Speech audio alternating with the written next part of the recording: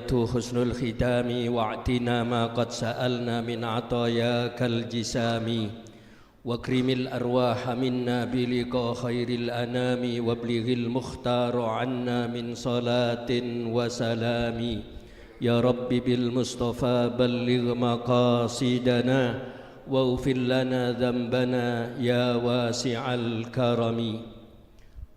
الحمد لله الذي أرسل رسوله بالهدى ودين الحق ليظهره على الدين كله ولو كره الكافرون وأشهد أن لا إله إلا الله وحده لا شريك له شهادة تنجينا جميعا يوم يبعثون وأشهد أن سيدنا وحبيبنا وشفيعنا وعظيمنا ونور قلوبنا ومنقذنا ومولانا محمد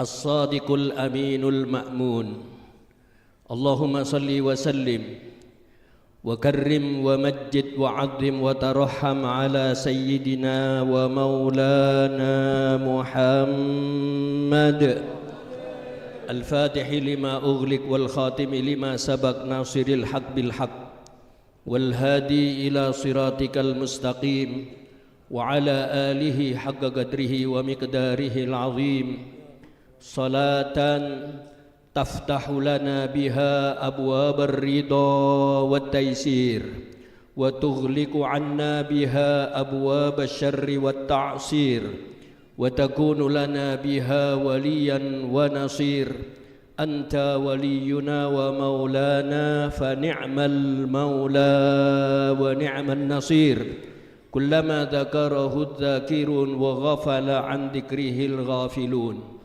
أما بعد حضرة الحبائب الأعزاء والعلماء الأجلاء tanpa mengurangi rasa ta'zim habaib yang sepuh Syiban Habib Abdullah bin Muhammad Al-Haddad, Habib Abdullah bin Salim Maulad Dawilah dan para habaib yang lain, Habib Ali bin Haidar Al-Hamid, Habib Ahmad Al-Jufri, habaib kita semuanya yang muda, yang tua, yang anak-anak, mudah-mudahan semuanya diberikan keberkahan khusus oleh Allah Subhanahu wa taala. Beliau-beliau diberikan panjang umur, sehat wal afiat fi atammi sihha wan ni'amil wafiyah, dan berkahnya sampai kepada anak-anak kita semuanya yang hadir malam hari ini, amin ya rabbal alamin. Salah seorang ulama mengutip firman Allah Subhanahu wa taala di dalam surat Al-Maidah ayat 114, Qala Isa ibn Maryam Allahumma Rabbana anzil alaina ma'idatam minas sama. Nabi Isa berdoa, ya Allah, turunkan kepada kami di tengah-tengah kami ma'idatan minas sama, makanan-makanan dari atas langit, hidangan-hidangan dari atas langit, takunu lana 'idan li awwalina wa akhirina wa ayatan minka warzuqna wa anta khairur raziqin, sebagai tanda Id, hari raya bagi kami, hari raya bagi kami dan bagi orang-orang sebelum kami serta orang-orang setelah kami. Warzuqna, berikan kami rizki, wa anta khairur raziqin, sesungguhnya engkau adalah sebaik-baik pemberi rizki.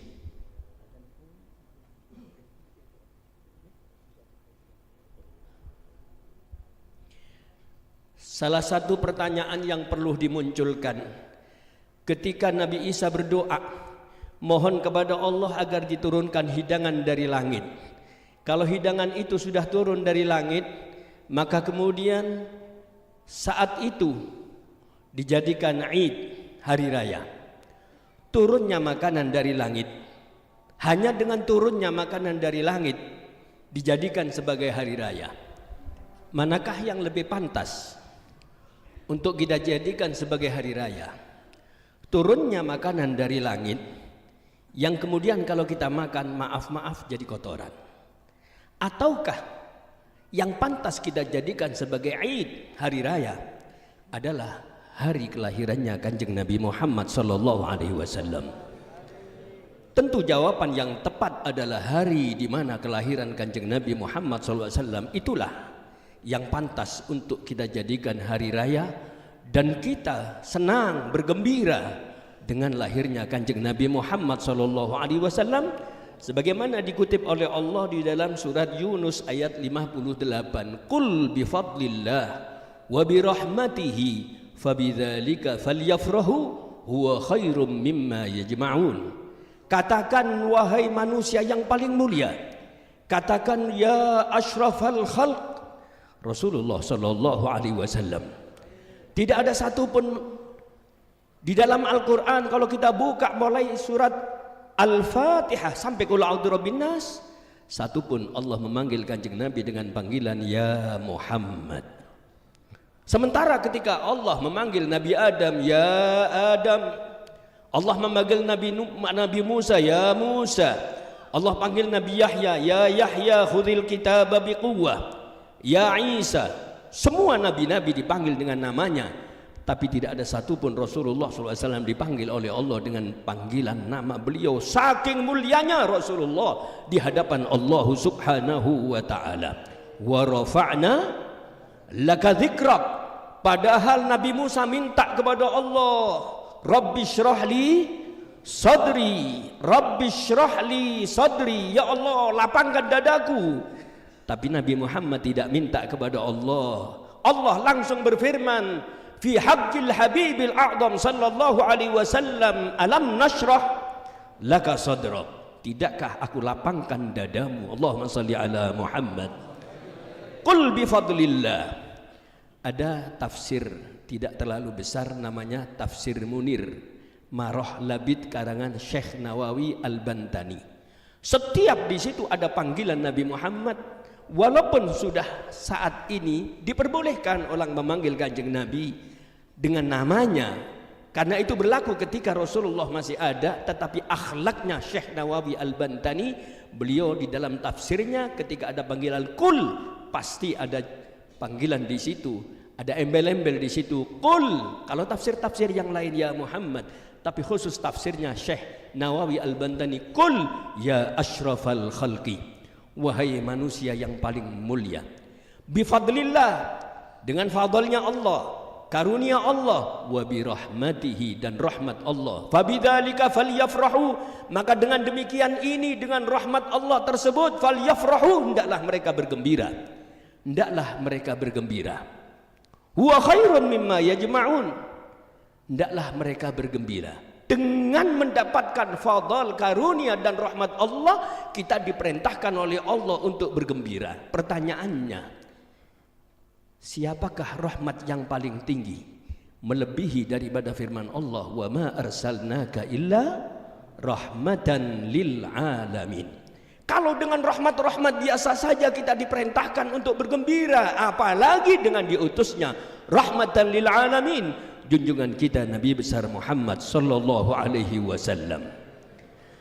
Syekh Muhammad bin Ali Ba'atiyah yang pernah hadir di masjid yang mulia ini, tadi Habib Abdullah beberapa mungkin kemarin, mungkin beberapa hari yang lalu murasalah sama beliau, sambil beliau kirim salam kepada Hasanuddin. Masya Allah, Syekh Muhammad bin Ali Ba'atiyah seorang ulama besar, murid istimewanya Al-Habib Ahmad Masyhur bin Toha Al-Haddad. Sampai bulan yang lalu kami diundang oleh beliau untuk hadir muktamar di Mukalla, sekaligus peresmian gedung baru. Di gedung yang baru itu tertulis Gedung Al-Habib Ahmad Masyhur bin Toha Al-Haddad. Saking cintanya kepada gurunya, sampai gedungnya dikasih nama Gedung Habib Ahmad Masyhur bin Toha Al-Haddad. Uhibbus salihin walastu minhum la'alli an anala bihi syafa'ah, kata Imam Syafi'i. Aku cinta kepada orang-orang soleh walaupun aku bukan termasuk sebagai orang soleh. Luar biasa tawaduknya Imam Syafi'i. Aku cinta kepada orang soleh Walaupun aku bukan golongan orang-orang soleh, tapi aku berharap dengan cintaku dengan orang-orang soleh itu, aku mendapatkan syafaat dari beliau. Kumpul di depan kita semuanya as-salihun. Mudah-mudahan kita semua dikumpulkan bersama-sama hamba Allah yang soleh fid dunya qablal akhirah, di dunia sebelum di akhirat kita juga dikumpulkan bersama beliau-beliau, utamanya dengan kanjeng Nabi Muhammad sallallahu alaihi wasallam. Syekh Muhammad bin Ali Ba'atiyah berapa hari yang lalu di dalam munasabah Maulidur Rasul beliau mengatakan, sungguh tanda kekeringan hati seseorang, kerasnya hati seseorang, atosnya hati seseorang ketika datang bulan Maulid, dia tidak bergembira dengan kanjeng Nabi Muhammad SAW. Dia tidak mengikuti peringatan Maulid Nabi Muhammad SAW. Dia tidak hadir di majlis Maulid Nabi Muhammad SAW. Dia tidak mengadakan acara Maulid Nabi Muhammad SAW. Padahal dia habis-habisan mengadakan acara Maulid untuk dirinya, untuk anak-anaknya. Hari ulang tahun untuk anak-anaknya luar biasa, gede-gedean, habis-habisan, berapapun biaya ia keluarkan. Padahal anak sing diperingati hari ulang tahunnya belum jelas. Ya, kira-kira nek gede calone kori opo korak iki anak iki.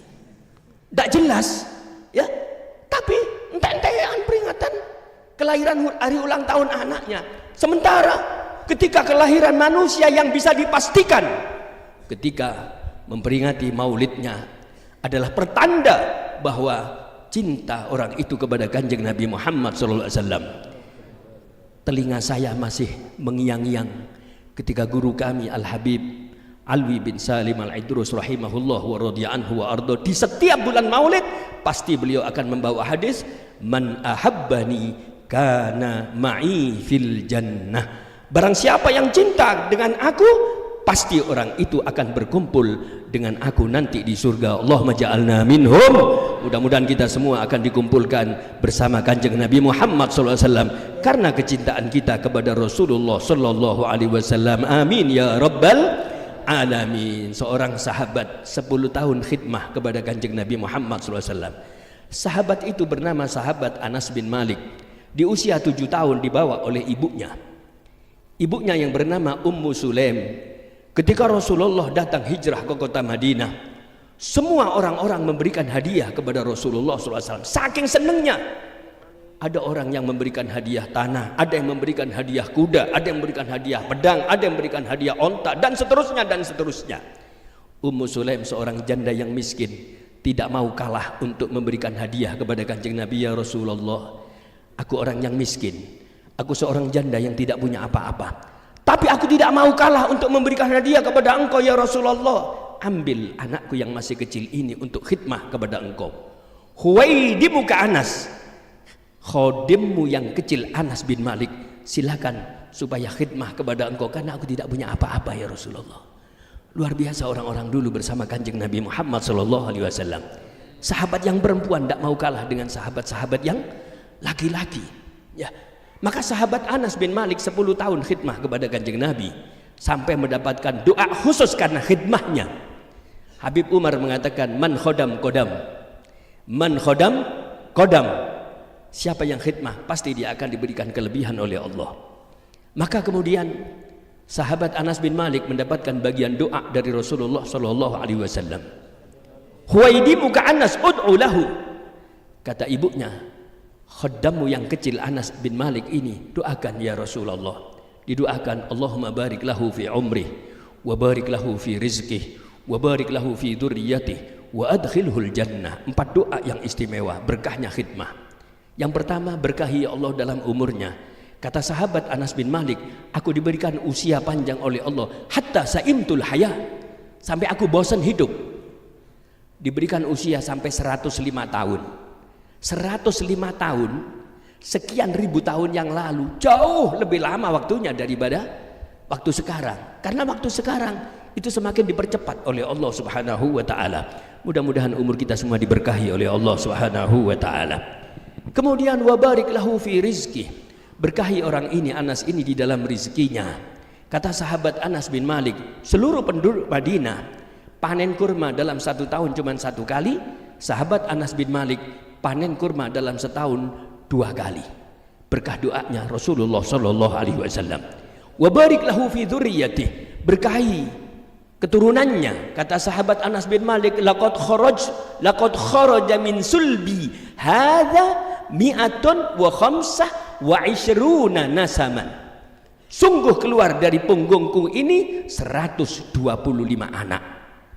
Masya Allah. Sak cucuk-cucuknya kata para ulama ahli hadis jumlahnya 500. Tadi lek buka pondok gak perlu ngundang orang luar. Ya, cukup cucuknya sendiri sudah penuh sudah. Subhanallah, berkah doanya Rasulullah Shallallahu Alaihi Wasallam. Yang terakhir apa kata beliau? Tinggal satu yang aku tunggu. Ketika meninggal dunia, masukkan dia ke dalam surga. Sahabat Anas bin Malik termasuk di antara orang yang menghafalkan ribuan hadis, meriwayatkan ribuan hadis dari kanjeng Nabi Muhammad Shallallahu Alaihi Wasallam. Termasuk al-mukthirun di kalangan para ulama-ulama ahli hadis. Wal mukthiruna bahruhum wa anasu Aisyatun wa Jabirul Muqaddasu sahibu dausin wa kadabnu umara rabbi qini bil mukthirina darara. Dan orang yang meriwayatkan hadis dari kanjeng Nabi, bahruhum Sayyidina Abdullah bin Abbas, bahruhum wa anasu, kemudian sahabat Anas bin Malik, Aisyatun Sayyidatuna Aisyah, wa Jabirul Muqaddasu Sayyidina Abdullah bin Jabir bin Abdullah, sahibu dausin sahabat Abu Hurairah, wa kadabnu umara, begitu juga sahabat Abdullah bin Umar, rabbi qini bil mukthirina darara, jagalah aku ya Allah berkahnya orang-orang sahabat-sahabat yang meriwayatkan ribuan hadis ini daripada madarat dan malapetaka. Mudah-mudahan kita semua dijaga oleh Allah Subhanahu wa taala. 2286 hadis yang diriwayatkan oleh sahabat Anas bin Malik. Tapi apa kata sahabat Anas bin Malik? Satu tok yang menggembirakan saya. Hanya satu hadis yang aku bangga-banggakan dan yang aku harapkan. Apa hadis itu? Al-mar'u ma'a man ahab yaumal qiyamah. Hadisun sahih rawahul Imam Bukhari mengatakan al-mar'u ma'a man ahab yaumal qiyamah. Kata sahabat Anas bin Malik, ishhadu ya Rabb, ishhad ya Rabb, saksikan ya Allah, aku cinta Allah, aku cinta Rasulullah, aku cinta Sayyidina Abu Bakar, aku cinta Sayyidina Umar. Kata sahabat Anas bin Malik, harapanku adalah nanti di akhirat aku akan dikumpulkan bersama-sama dengan mereka. Allahumma ja'alna minhum. Mudah-mudahan kita semua akan berkumpul bersama-sama beliau-beliau orang-orang yang dimuliakan oleh Allah Subhanahu wa taala. Amin ya rabbal alamin. Kita hadir di majlis ini adalah dalam rangka bergembira dengan kanjeng Nabi Muhammad sallallahu alaihi wasallam. Habib Umar mengatakan besok di surga adalah waktu kita bergembira dengan kanjeng Nabi. Apalah nikmatnya surga tanpa ada kanjeng Nabi di dalamnya. Habib Umar mengatakan, saya khawatir orang-orang yang tidak bergembira dengan kanjeng Nabi di dunia, nanti orang ini tidak akan bergembira dengan kanjeng Nabi di akhirat. Katanya Habib Umar, fil awakhir, di akhir-akhir saat ini bulan Rabiul Awal, beliau di majalis-majalisnya mengatakan, orang yang tidak bergembira dengan kanjeng Nabi di dunia, saya khawatir orang ini nanti di akhirat tidak akan diajak gembira oleh kanjeng Nabi Muhammad sallallahu alaihi wasallam. Allahumma shalli ala Muhammad. Bukan kanjeng Nabi yang butuh. Kanjeng Nabi tidak butuh. Kanjeng Nabi tidak butuh kita ini untuk bergembira dengannya. Kanjeng Nabi tidak butuh kita bikin acara maulid. Kanjeng Nabi tidak butuh kita baca sholawat. Dan jangan keliru, kadang-kadang kita mengatakan mari kita hadiahkan sholawat kita kepada kanjeng Nabi. Kualik. Bukan kanjeng Nabi butuh sholawat kita, bukan kita menghadiahkan sholawat kepada kanjeng Nabi, tapi justru kita mendapatkan pahala hadiah karena kita bersolawat dengan kanjeng Nabi Muhammad sallallahu alaihi wasallam. Man shalla alayya salatan, haditsun sahih rawahul Muslim. Man shalla alayya salatan, barang siapa yang bersolawat kepada aku satu kali saja, sallallahu alaihi biha asyrah, orang itu akan diberikan rahmat oleh Allah Subhanahu wa taala 10 rahmat. Dengan satu solawat 10 rahmat Allah berikan.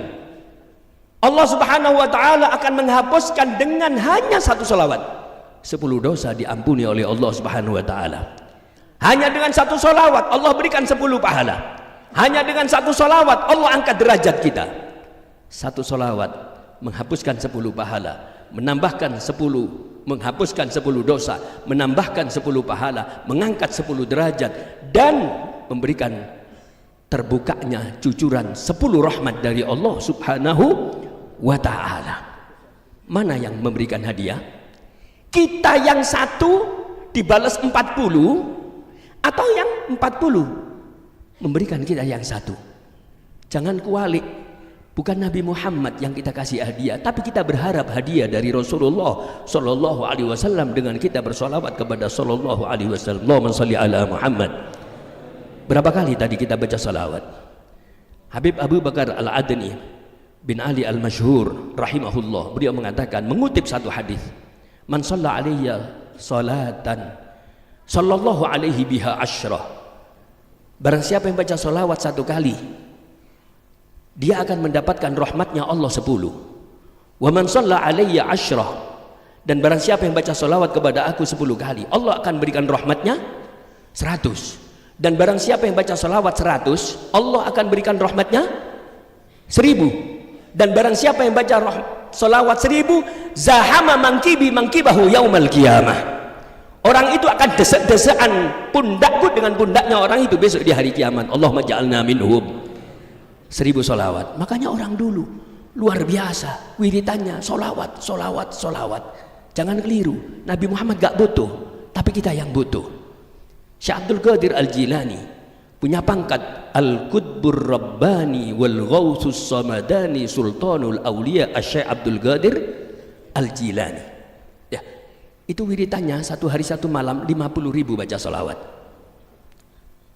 Al-Habibul Imam Qutbud Da'wah wal Irsyad wa Ghausil Ibad wal Bilad Al-Habib Abdullah bin Alawi Al-Haddad radhiyallahu anhu wa arda, 50.000 baca salawat. Ya, 50.000 baca salawat. Orang yang baru meninggal dunia namanya Syekh Muhammad Al-Hariri, teman mondoknya Habib Umar, setiap hari 50.000 baca salawat. Ini lampu sudah padam, tapi dengan wajahnya Syekh Muhammad Al-Hariri lebih padam wajahnya Syekh Muhammad Al-Hariri. Karena ada Nurul Mustafa sallallahu alaihi wasallam. Ya, jangan keliru. Kadang-kadang kita keliru. Nabi Muhammad tidak butuh kita bikin maulid, tapi kita butuh menjadikan maulid, menjadikan solawat sebagai sarana yang paling mudah di dalam menurunkan rahmatnya Allah subhanahu wa ta'ala. Imam Sufyan bin Uyainah mengatakan, inda dzikri salihin tanzilur rahmah. Ketika kita menceritakan sejarahnya orang-orang yang soleh, maka di majlis itu akan diturunkan rahmatnya Allah subhanahu wa ta'ala. Kalau orang soleh saja kita sebutkan sejarahnya, di majelis itu akan diturunkan rahmat Allah. Bagaimana kalau yang kita ceritakan adalah sejarahnya imamus salihin, bahkan imamnya para anbiya war rasul, sayyiduna wa maulana Muhammadin sallallahu alaihi wasallam. Allahumma shalli ala Muhammad. Maka yakinlah di majelis seperti ini akan dihujani rahmat oleh Allah subhanahu wa ta'ala.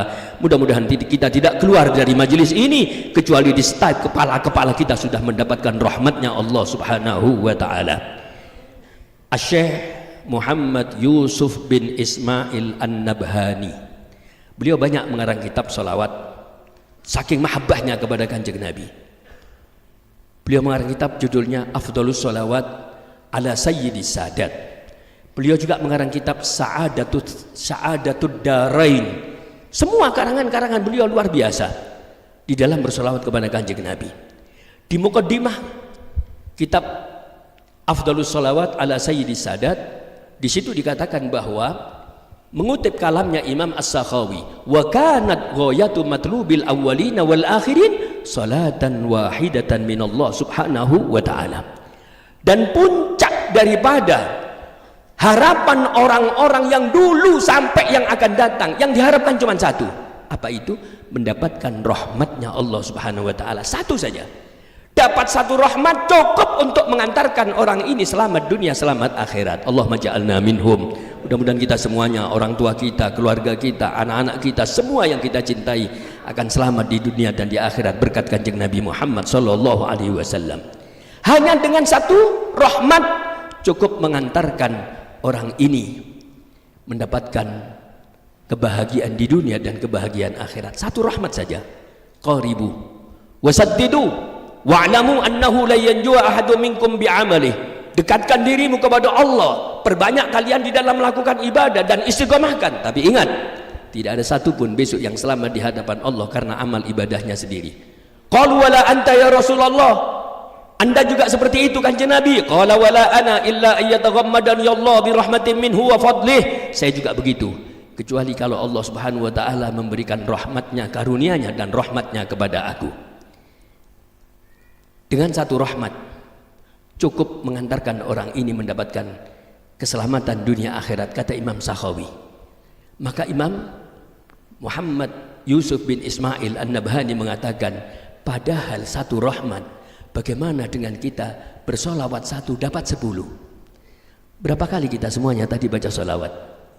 Tidak terhitung, banyak sekali. Mudah-mudahan semuanya diterima oleh Allah Subhanahu wa taala. Adimis salata ala nabi Muhammadin faqubuluha hatman bighairi taraddudi. Terus-terusanlah bersolawat kepada kanjeng Nabi, maka diterimanya solawat itu pasti dan tidak diragukan lagi. A'maluna baina qabulin wa raddiha.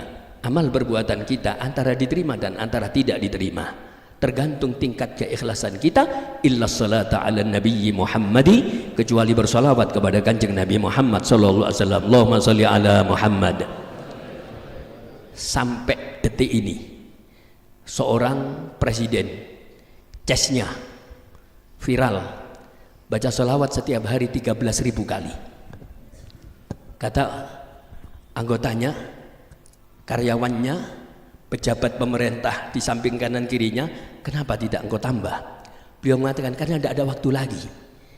Selain 13.000 kali itu saya harus mengurusi umat. Kalau ada urusan umat ini terbengkalai, saya pun juga berdosa. Maka selain 13.000 itu saya manfaatkan waktunya untuk ngurusi pemerintahan. Presiden cesnya 13.000. Kita ketua RT enggak? Berapa kali kita bersolawat? Subhanallah, Allahumma sholli ala Muhammad. Bukan kanjeng Nabi butuh kepada kita, tapi kita yang sangat butuh kepada kanjeng Nabi Muhammad sallallahu alaihi wasallam. Di sisi yang lain, bahwa ketika kita hadir di majelis seperti ini, kata Syekh Dr. Muhammad Abduh Yamani di dalam mukaddimah kitabnya yang berjudul Allimu auladakum mahabbata Rasulillah sallallahu alaihi wasallam, ajari anak-anakmu untuk cinta kepada kanjeng Nabi Muhammad sallallahu alaihi wasallam. Alangkah indahnya di setiap bulan Rabiul Anwar seperti saat ini, orang tua duduk sama anak-anaknya, dibacakanlah kisah-kisah, cerita-cerita tentang keagungan kanjeng Nabi Muhammad SAW, dan dinamakan hari itu adalah Yaumut Tarikh, hari yang sangat kita kenalkan sejarah kanjeng Nabi kepada anak-anak kita, ya, kepada anak-anak kita. Makanya maaf, kadang-kadang anaknya orang Islam tapi tidak mengenal siapa sosok Nabi Muhammad sallallahu alaihi wasallam. Sing dikenal justru orang-orang selain kanjeng Nabi Muhammad sallallahu alaihi wasallam. Padahal kita sangat membutuhkan cerita-cerita tentang keagungan kanjeng Nabi daripada Nabi Muhammad sallallahu alaihi wasallam. Membutuhkan cerita nabi-nabi terdahulu, di mana Allah ingatkan kanjeng Nabi, wa kullan naqussu 'alaika min amba'ir rusul ma nusabbitu bihi fuadak wa ja'aka fi hadhil haqq wa mau'izatu wa dzikra lil mu'minin. Dan setiap cerita nabi-nabi terdahulu aku ceritakan kepada engkau wahai Nabi Muhammad. Dalam rangka apa? Dalam rangka supaya Nabi Muhammad ini bisa tambah mantep imannya. Linusabbita bihi fuadak, untuk memantapkan imanmu. Pertanyaannya, manakah yang lebih butuh?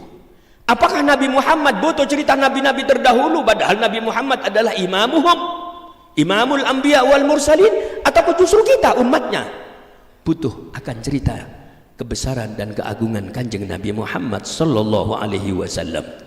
Kita lebih butuh, kita sangat butuh. Nabi nggak butuh, tapi kita yang butuh. Jangan sampai ada seperti dalam satu hadis yang diriwayatkan Imam Tirmidzi, ketika datang hari kiamat, maka orang-orang dimasukkan oleh kanjeng Nabi Muhammad SAW ke dalam surga. Allahumma ja'alna minhum. Tapi ada orang-orang yang di-stop, dilarang oleh Allah untuk masuk ke dalam surga. Berhenti, jangan masukkan. Ya Rabb, ummati, ummati, itu umatku ya Allah, itu umatku ya Allah. Innaka la tadri madza ahdatsu ba'dak. Engkau tidak tahu wahai Nabi Muhammad apa yang terjadi setelah kematianmu. Mereka berpaling daripada ajaranmu. Siapa manusia yang paling celaka? Tidak ada. seperti mereka yang tidak diakui dari sebagai umatnya Nabi Muhammad SAW. Imam Ibnu Athaillah Al-Iskandari di dalam kitabnya Syarhul Hikam, beliau mengatakan, "Madza faqada man wajadak wa madza wajada man faqadak." Madza wajada? Dapat apa? Kebahagiaan apa yang ia dapatkan? Orang yang di akhirat tidak ketemu dengan Nabi Muhammad SAW, kehilangan Nabi Muhammad SAW. Wa madza faqada man wajadak, dan kehilangan apa orang yang di akhirat ketemu dengan Kanjeng Nabi? Tidak kehilangan apa-apa, karena hakikat hidup adalah besok di akhirat bersama-sama dengan Rasulullah sallallahu alaihi wasallam. Mudah-mudahan kita semuanya akan terus bersama-sama dengan Kanjeng Nabi Muhammad sallallahu alaihi wasallam. Ma'a Sayyidil Anbiya, ada satu lembaran judulnya Ma'a Sayyidil Anbiya. Bangun tidur bersama Nabi, masuk kamar kecil bersama Nabi, keluar dari kamar kecil bersama Nabi. Setelah itu sholat qiyamul lail, setelah itu berangkat jalan ke masjid bersama Nabi. Semua diaturnya oleh Kanjeng Nabi Muhammad sallallahu alaihi wasallam. Seorang mu'allaf heran ketika melihat hebat sekali agama Islam. Urusan yang paling kecil pun diatur oleh Kanjeng Nabi Muhammad sallallahu alaihi wasallam. Dulu di Kasin dekat rumah kami ada gereja namanya Gereja Pantai Kosta. Ya, Gereja Pantai Kosta di dekat jembatan Kasin. Itu pendetanya sama seorang teman ustadz dikasih terjemahan Al-Quran. Pendeta, dibukalah itu Al-Quran. Pas waktu buka, ya ayyuhalladzina amanu, dibaca terjemahnya, wahai orang yang beriman. Hebat ini Quran yang diturunkan kepada Nabi Muhammad ini, betul-betul hebat. Saya belum masuk Islam dipanggil ya ayyuhalladzina amanu, wahai orang yang beriman. Injil dibuka oleh pendeta ini, wahai domba-domba yang tersesat. Kurang ajar ya. Aku diceluk wedhus kesasar ya. Ditutup lagi, buka Quran lagi, ya ayyuhalladzina amanu, wahai orang yang beriman. Hebat ini Quran. Saya belum masuk Islam dipanggil dengan panggilan yang mulia ya. Buka Injil, wahai domba-domba yang tersesat, wedhus-wedhus yang kesasar. Akhirnya ikak bener iki kitabku ini. Ditutup, akhirnya masuk Islam ya, akhirnya masuk Islam. Kemuliaan Kanjeng Nabi Muhammad. Saya pernah dengar cerita dari guru saya Ustadz Abdullah Abdun rahimahullah rahmatal abrar. Habib Salim bin Jindan pernah datang ke Palu. Ketika datang ke Palu, izin kepada pendeta, saya akan pidato, tidak lama, 2 jam saja, tentang keagungan Nabi Isa. Kemudian Nabi Isa sebagai mubasyir, pembawa kabar gembira akan datangnya Nabi Muhammad SAW. 2 jam pidato, Pak. Apa yang terjadi? Begitu selesai 2 jam, kurang sedikit. Pak Pendeta, boleh izin saya teruskan sedikit? Boleh Pak, monggo Pak. Ya silakan Pak. Ya, Kak Nyiluk Habib, gak kenal soal pendeta. Ya, boleh Pak, silakan Pak. Ditutup sedikit. Begitu turun, sak gereja masuk Islam. Allahumma sholli ala Muhammad. Sak gereja masuk Islam. Saya pernah datang ke rumah kiai di Jombang, tidak usah disebutkan nama kiai itu dan pondoknya. Saya datang, dari mana Ustadz? Dari Malang Pak Yai. Dekat dengan gereja Kristen Jawi Wetan. Oh ya dekat, kebetulan rumah saya di Kasin, jadi dekat dengan gereja Kristen Jawi Wetan.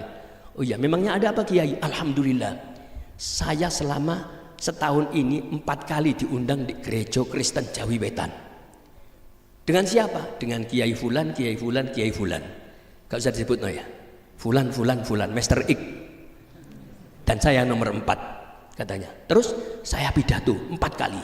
Selain saya dan 3 orang teman ini, Kiai Fulan ini, tidak ada yang bisa masuk gereja.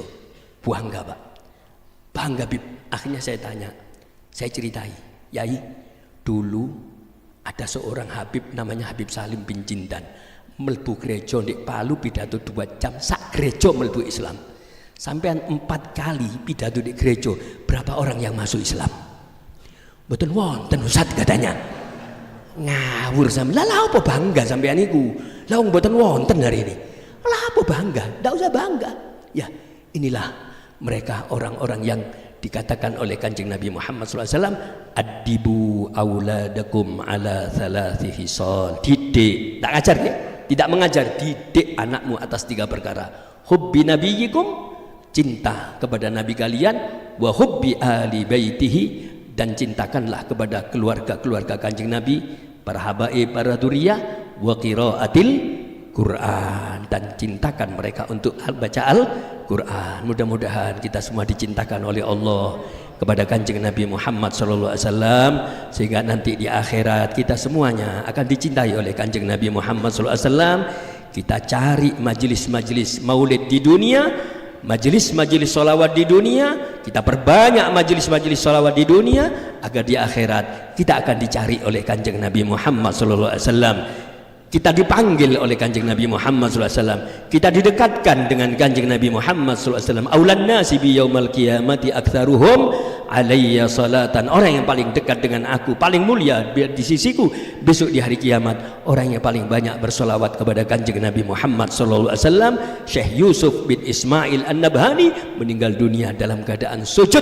Dipilihnya waktu yang mulia karena cintanya kepada Nabi Muhammad SAW. Allahumma ja'alna minhum. Mudah-mudahan kita termasuk golongan orang-orang yang cinta dan akan dicintai oleh Kanjeng Nabi Muhammad sallallahu alaihi wasallam. Wal afu minkum tawwannal kalam wallahul musta'an wa alaihi tuklan. Assalamualaikum warahmatullahi wabarakatuh.